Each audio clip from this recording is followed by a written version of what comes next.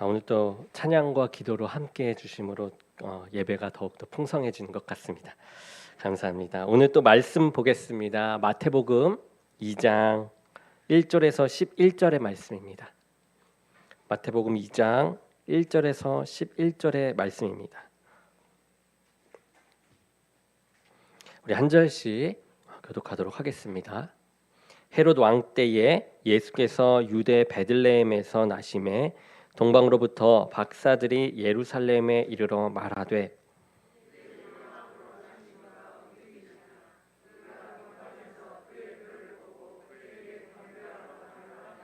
헤롯 왕과 온 예루살렘이 듣고 소동한지라.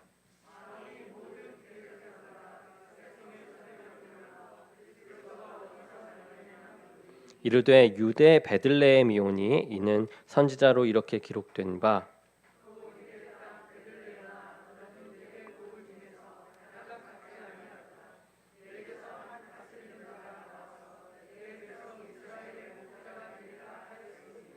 이에 헤롯이 가만히 박사들을 불러 별이 나타난 때를 자세히 묻고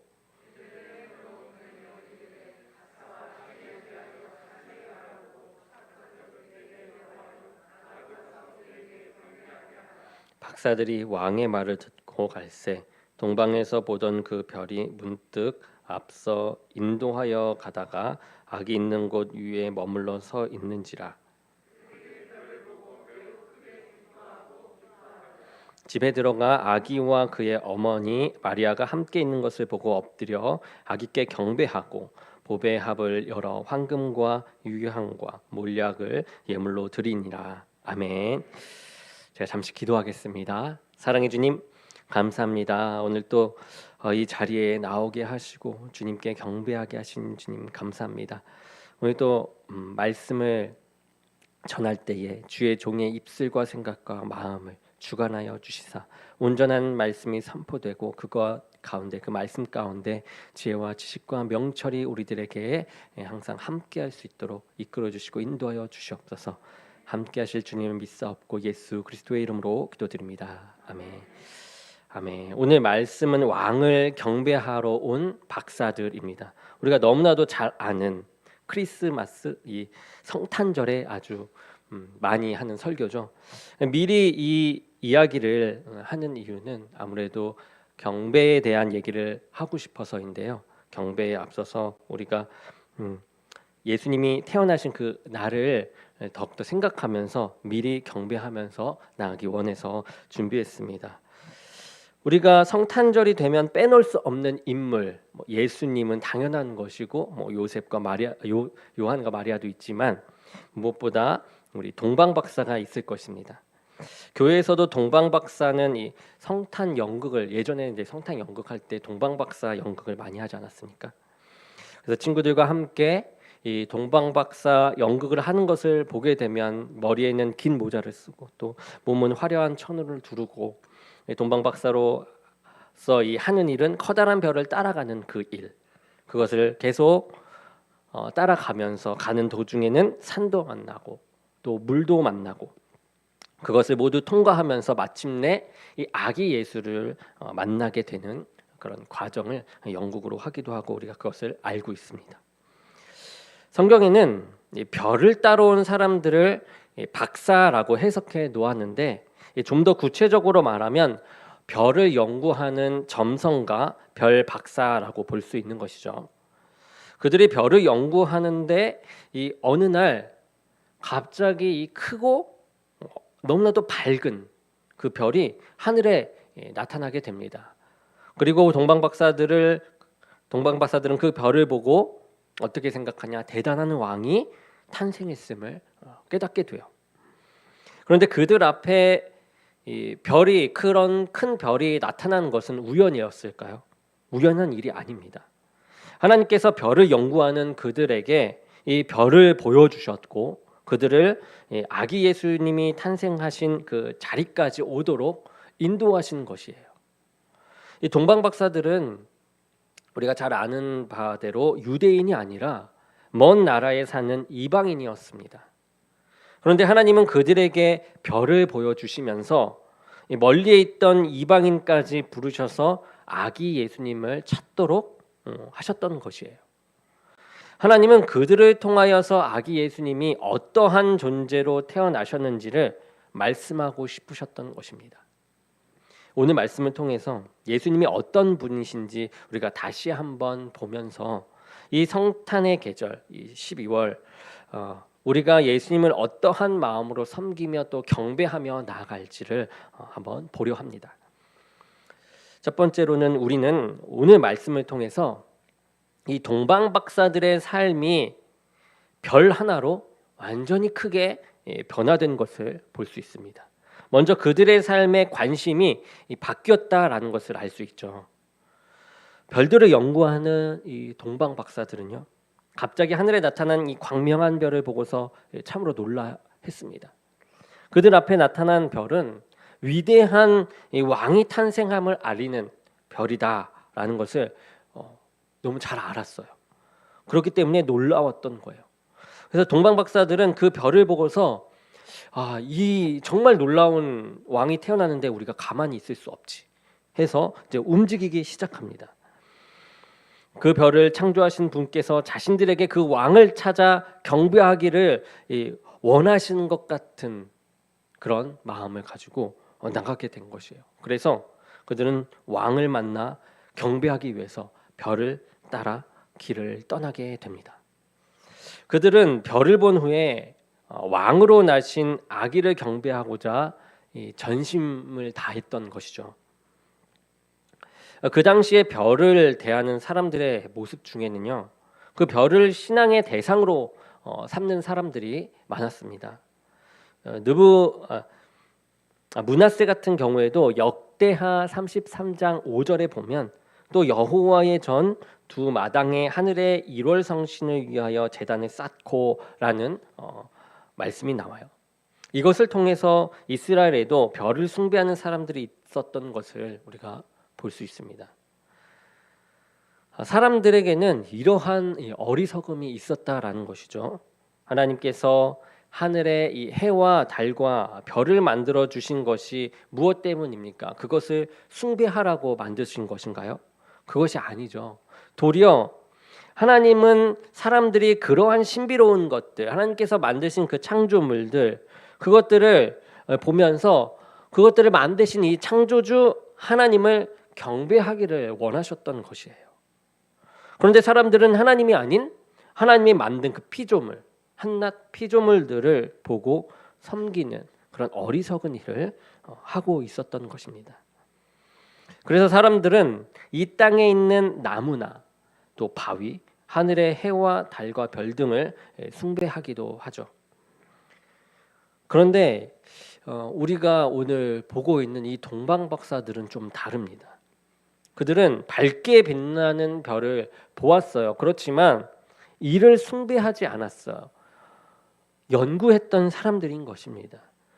순수한 마음으로 그들에게 나타나는 별을 보고 동방 박사들은 그 별을 창조하신 분이 자신들로 하여금 위대한 왕에게 가서 경배하라고 그런 표적을 주신 것이다라고 받아들였던 것입니다.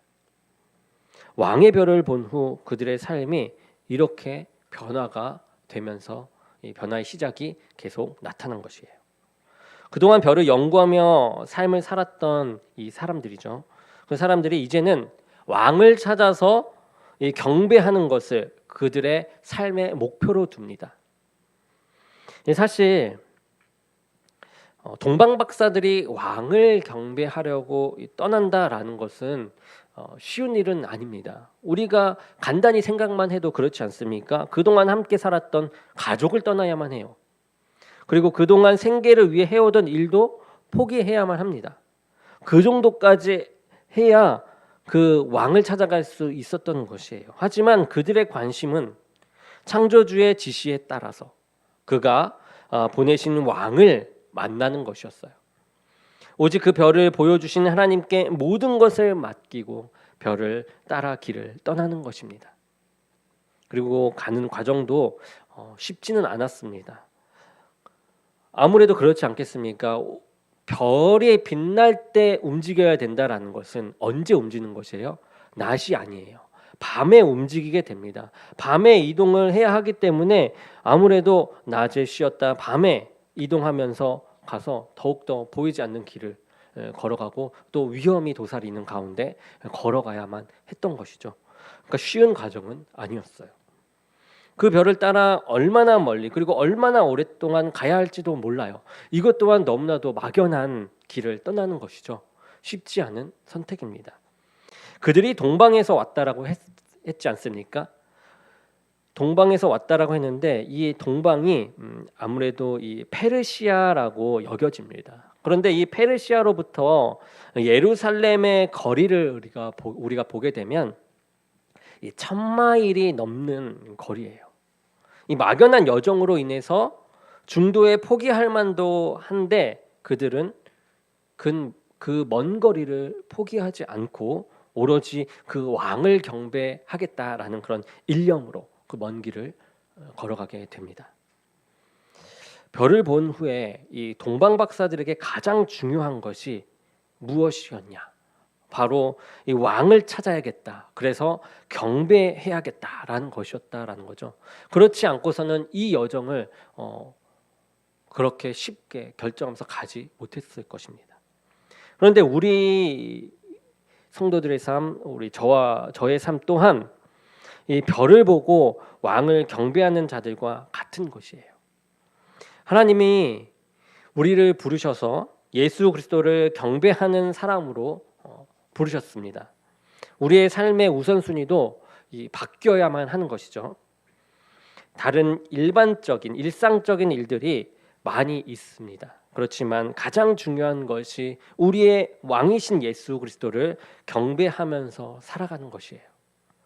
우리가 예수 그리스도를 경배하기 위해서 우리는 동방 박사와 같이 가족과 직장을 버리는 결단은 아니지만 주님 앞에 서기 위해서 다른 일보다 주님을 만나는 일을 중요하고 우선적으로 여기며 살아야만 합니다. 우리는 예수 그리스도를 경배하는 것이 하나님께서 우리에게 부여하신 우선적이고도 중요한 과제임을 깨달아야 할 것입니다. 두 번째는 이제 동방 박사들은 이제 별을 본 후에 그들 인생의 기쁨의 이 내용도 완전히 변하게 됩니다. 동방 박사들이 별이 안내하는 대로 따라가다가 유대 지역의 예루살렘에 도착하게 되죠.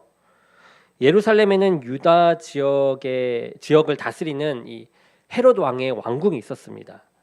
이 동방 박사들은 그 왕궁을 보고서 그 위대한 왕이 이 헤롯 가문에서 나오겠구나라고 생각을 했어요. 그래서 그들은 이제 헤롯 왕을 만나러 가게 된 것이에요. 그래서 만나게 되죠.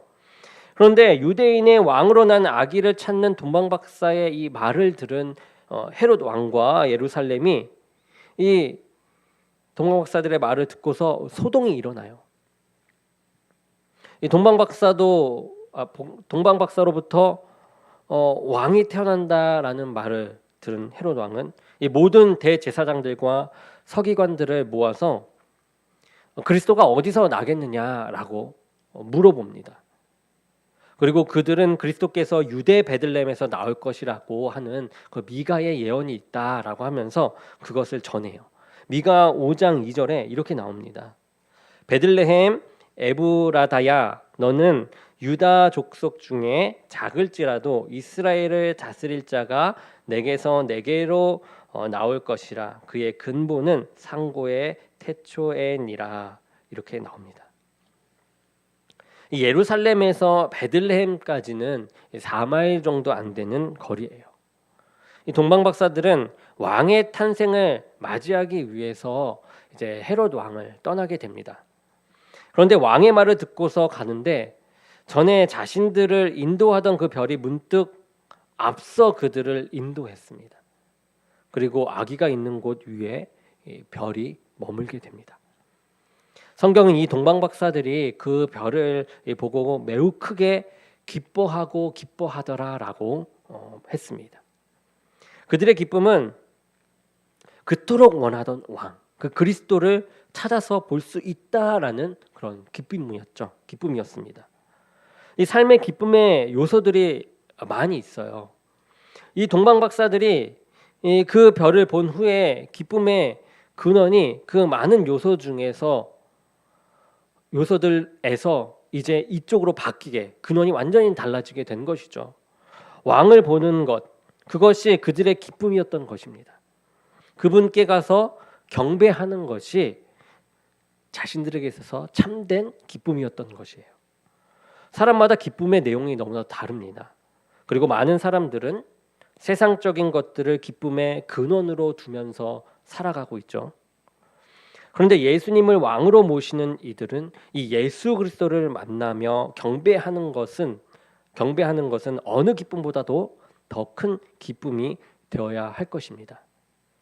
이 하나님께서 이 동방 박사들로 하여금 이 아기 예수님을 만나는 것을 기쁨으로 여기는 인생이 되도록 하셨던 것처럼 저와 여러분도 예수님께 이 경배하는 삶을 참된 기쁨으로, 참 기쁨으로 삼고 살아가야 될 줄로 믿습니다.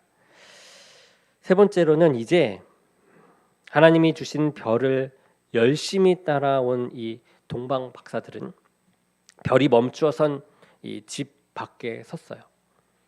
너무나도 감격스러운 순간입니다. 이제 왕을 만나는 순간이죠. 그런데 그 앞에 선 곳이 어떤 곳이에요? 전혀 위대한 왕이 태어날 것만 같은 곳이 아니죠. 그곳은 사람이 사는 곳이 아니었어요. 동물이 사는, 짐승들이 사는 이 헛간이었습니다. 그곳은 사람들이 그리스도가 태어날 것이라고는 상상할 수도 없는 것, 상상되지도 않는 그런 곳이었어요. 그리고 그 집에 들어갈 때에 이 아기 예수는 천에 쌓여 가축들이 여물을 먹는 그 구유에 누워 있는 모습을 그들은 이제 보게 됩니다. 이런 아기를 보면서 위대한 왕으로 여기는 것은 여러분 쉬운 일일까요? 참으로 어려운 일입니다. 왕이라고 여기기에는 아기 예수는 너무나도 초라하고 힘이 없어 보였습니다. 그럼에도 불구하고 이 동방 박사들은 주저함 없이 구유에 누워 계신 아기 예수님께 경배를 합니다. 그리고 자신들이 가지고 온 이 황금 또 유향, 몰약을 드리게 돼요. 이 황금과 유향과 몰약은요, 왕이 탄생했을 때 드리는 아주 값진 예물이었습니다. 이를 통해 성경은 아기 예수가 왕으로 탄생했음을 확증하는 모습이에요. 이 동방 박사들은 아기에게 기꺼이 경배를 합니다. 그리고 예물을 드렸어요. 여기에서 말하는 이 경배라는 말의 뜻은요, 땅에 엎드리다, 바닥에 엎드려 신에게 입을 맞추다라는 뜻입니다. 그들은 그야말로 아기 예수님께 왕으로서의 이 최고의 존경을 표현한 것이죠. 존경을 완전 바쳤습니다. 자신을 낮춤으로 진정한 경배를 드리는 모습을 이 동방 박사들, 이 이방인이 이 아기 예수께 했던 것입니다. 동방 박사가 아기 예수를 보았을 때 그를 이 진정한 왕으로 여기지 않았다면 그 비싼 예물을 그 아기 예수께 바치지 않았을 것이에요. 동방 박사들은 초라한 구유에 누워 있는 아기 예수를 왕으로 깨닫는 그런 지혜가 있었습니다. 우리도 그러한 지혜가 있기를 원해요. 그런데 동방 박사들과는 반대인 사람이 있죠. 그리스도에게 경배한다라고 말을 했지만 실제로 경배할 의지가 없던 사람이 있었습니다. 그 사람이 바로 헤롯 왕이죠. 그는 동방 박사들에게 자기도 아기 예수님을 경배하고자 하니까 나중에 그리스도가 태어난 곳을 잘 알아보고 나에게도 알려달라라고 이야기합니다. 그런데 그의 마음속은 어떻습니까? 그의 마음속에는 왕으로 모실 생각도 경배할 생각도 없었습니다. 그는 단지 앞으로 왕이라고 여겨질 이 아기를 죽이려고 했었던 것이죠.